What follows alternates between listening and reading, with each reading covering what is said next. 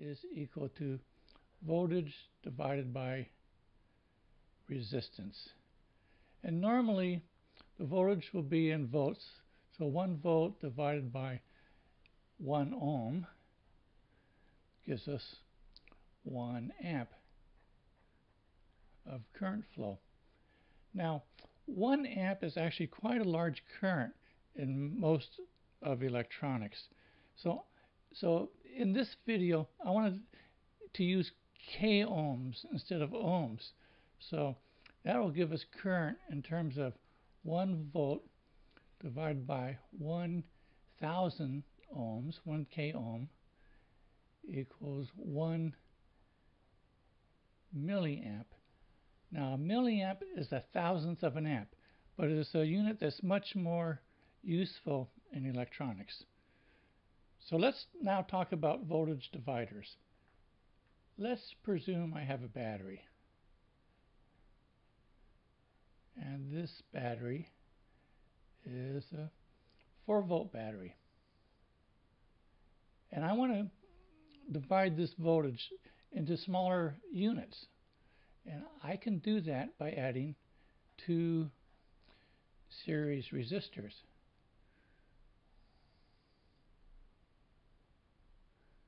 Let's call this R1 and R2.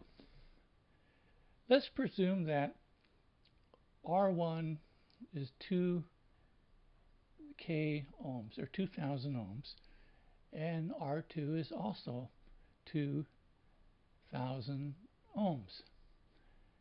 Let's ask ourselves, what is the voltage between the 2 resistors at this point? Now, we know from previous videos that resistors in series add. So the total resistance, the equivalent resistance of R1 and R2, is the sum of this 2K resistor and this other 2K resistor. So the equivalent resistance is 4,000 ohms. So we can calculate the current in this circuit.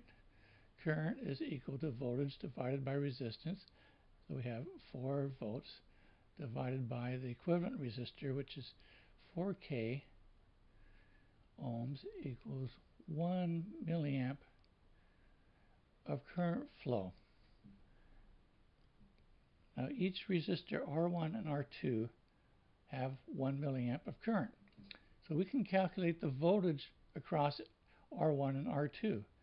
For example, the voltage across V1, voltage across R1, is equal to 1 milliamp times 2 k ohms, or 2 volts.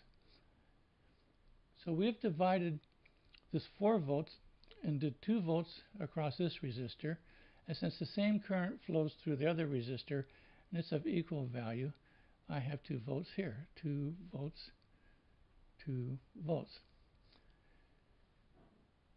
So if the resistors in the circuit are equal, the voltage divides equally among the 2 resistors. Okay. So I can say that this point in the circuit is, let's call that 0 volts. Now this point midway between these resistors is 2 volts. And the voltage at the top of R1 is the battery voltage, or 4 volts. Now there's a law in electronics called the Kirchhoff's voltage law. And in a previous video we talked about Kirchhoff's current law. But what Kirchhoff's voltage law says that if we add up the voltages going around the circuit loop, that the net voltage around the loop is 0.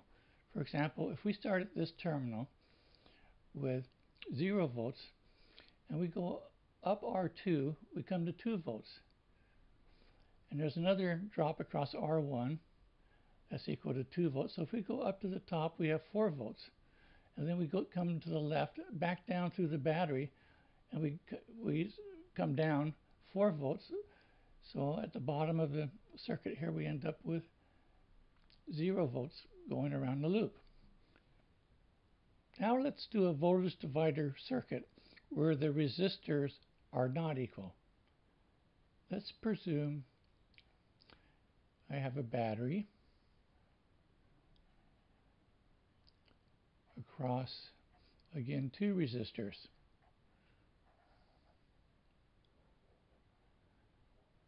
Let's make the battery voltage, again, 4 volts. Let's make this resistor 3,000 ohms. And let's keep the math simple and make this resistor 1,000 ohms. Let's ask ourselves, what is the voltage between the resistors?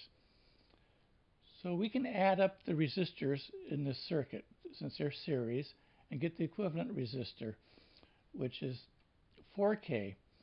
And 4 volts divided by 4K is 1 milliamp of current, 1 milliamp flowing through the resistors. So now I can calculate the voltage across the 1K resistor. It's simply 1 milliamp times 1K, or 1 volt. The voltage drop across the 3K resistor is again 1 milliamp times 3K, which is equal to 3 volts.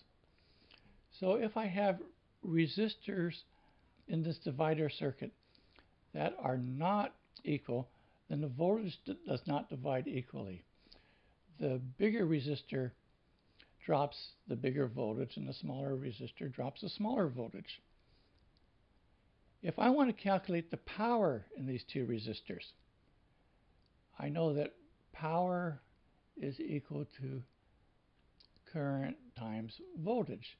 In the case of the 3K resistor, I have 1 milliamp times 3 volts, which is equal to 3 milliwatts. Now, a milliwatt is a thousandth of a watt. If I want to calculate the power dropped across a 1K resistor, that is equal to 1 milliamp times 1 volt equals 1 milliwatt. Let's consider another voltage divider circuit where again we have 4 volts, but we have 4 resistors, 4 equal resistors, each 1K. So we can say that the voltage at this point is 0 volts. We know that, again, that resistors in series add together. So the total equivalent resistor of these 4 resistors is 4K. And 4 volts divided by 4K is 1 milliamp. So we have 1 milliamp of current flowing through each resistor. So each resistor drops 1 volt. So if we look at the voltage at this point, we have 1 volt. If we look at the voltage at this point, we've gone up a volt. We have 2 volts. And if we look at here, we have 3 volts. So we can do some interesting things with this voltage. For example, we could create a circuit. And I'll just draw a box here that represents the circuit we're going to create. And we're going to have 2 inputs to this circuit. We'll call one input A and the other input B. So this is input, input. And I want to have one output from this box. That will be either 0 volts, 1 volt, 2 volt, or 3 volts. And this circuit is called a digital to analog converter. What it does is it takes digital inputs A and B and it converts it to an analog voltage at the output. Now, if I have 2 inputs and they're digital, so what that means is that the input can either be 0 volts or, in this case, 4 volts. So if I have both inputs at 0 volts, in that case, I want to route the 0 volts to my analog output. If I have a high voltage at B, we'll say 4 volts and a low voltage at A, I want to route the 1 volt to my analog output. Another situation, I could have 4 volts and 0 volts input. In that case, I want to route this input to the output. And the final condition I can have is 4 volts on both inputs. In that case, I want to route 3 volts to the analog output.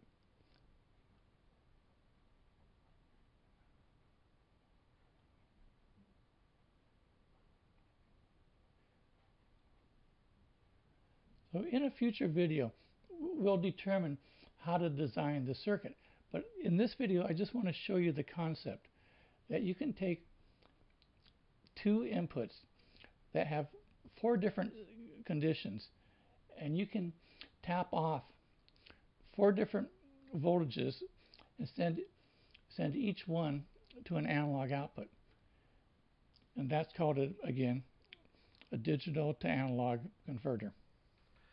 Hello and welcome to this video on single loop circuits. In this video we'll describe how to do the analysis of a single loop circuit, and in the process we'll come up with another useful formula called the voltage divider. So let's begin. Suppose that we have a circuit that looks like this. We'll have a source, and we'll arbitrarily set this at 48 volts. We'll have a resistor, which we'll set at 1 ohm. Over here we'll have another resistor, which we'll set at 10 ohms, and another source, which we'll say is 30 volts. So, as you can see, this circuit has a single loop. If I draw around this loop, it looks like this. Another way of talking about this is to say that all of the circuit elements are in series with each other. A series connection means that all of the current that flows through one element must flow through the next element.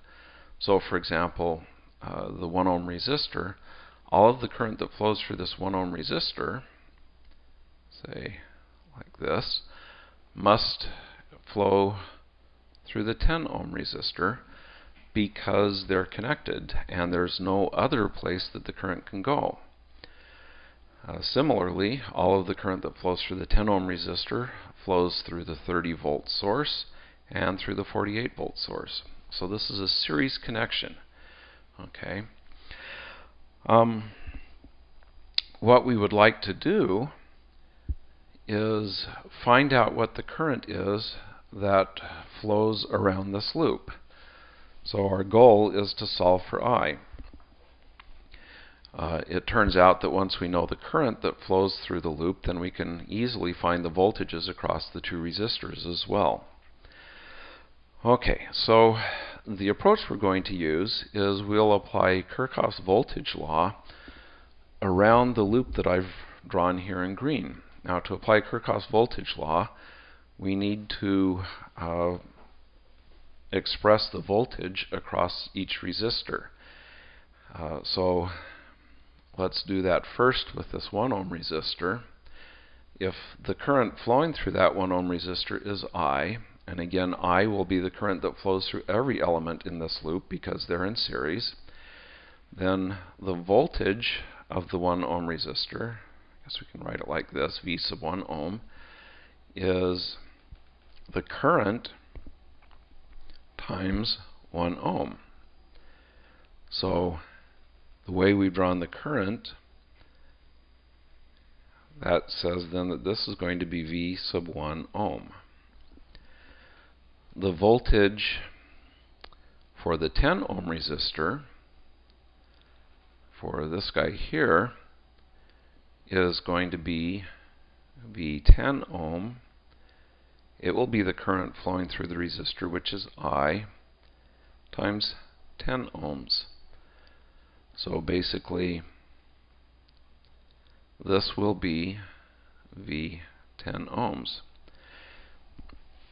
Now you'll notice that I'm drawing these voltages so that the current in the resistor, or through the resistor, is flowing from a higher potential to a lower potential. So again, in this case, the current is here. It flows from this point, which is a higher potential, to a lower potential. In the case of the 1 ohm resistor, I have the current flowing up.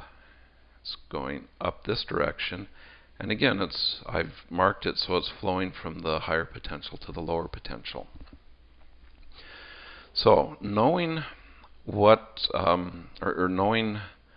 the voltages now across the resistors, the thing that I don't know in each case is I, but we'll solve for that in just a minute.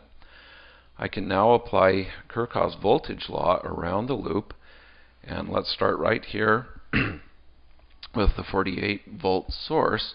We're going from negative to positive, so applying Kirchhoff's voltage law, I have negative 48 volts. Then in the 1 ohm resistor, we're going from positive to negative, plus V1 ohm plus V10 ohms plus 30 volts. Okay, so here I'm going from positive to negative through that source is equal to 0. Okay, now I'll do a little bit of math. I'll move this guy and this guy to the other side of the equal sign. So I have V1 ohm plus V10 ohms is equal to 48 volts minus 30 volts. Okay, now I can plug in my expression for V1 ohm. This is I times 1 ohm. And my expression for V10 ohms, this is I times 10 ohms. And this other part stays the same.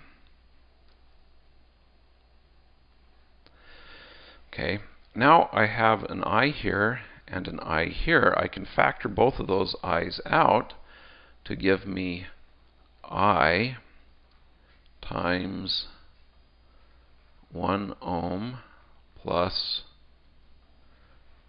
10 ohms. And again, this is still equal to 48 minus 30 volts. And finally, to solve for I take, whoops, left out my volts there. I divide both sides by 1 ohm plus 10 ohms. And if I do that, let's see, I'm sort of running out of space on the bottom, so we'll put it up here. I'll sort of highlight this as a very important result. I is equal to 48 volts minus 30 volts over 1 ohm plus 10 ohms. And so now I can actually work this out. If I do the computations, I have 48 minus 30, which would be 18, divided by 1 plus 10, which would be 11. That gives me that I is equal to 1.636 amps. Okay, so there's my answer. Now, it turns out that there's a couple of interesting things to point out here. One, well, actually the most interesting thing and the most useful thing is you'll notice that I have here 48 volts. That corresponds to this source. 30 volts corresponds to this source. And then 1 ohms corresponds to this resistor, and 10 ohms corresponds to this resistor.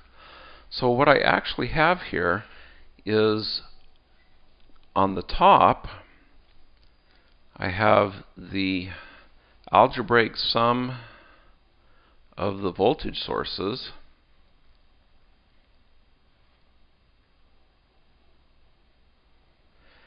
and on the bottom I have the sum of the resistors, or actually the sum of the resistances. Okay, and this is a pattern that you'll see generally in single loop circuits. Okay, so having computed I can now go back and compute the voltage across the 1 ohm resistor. So V1 ohm is going to be I times 1. So this is going to be 1.636 volts. V10 ohms is going to be I times 10. So this is going to be 16.36 volts. Okay. So that's pretty much everything we can compute in this circuit. And we've done it by, again, starting at some arbitrary point in the circuit, going all the way around the loop, applying KVL, and then solving for the current. Okay. Again, this technique applies whenever you have voltage sources, like this and like this, in series with resistors. So, I think we'll let that be the end of this video. Again, this is the single loop circuits. Thanks for watching.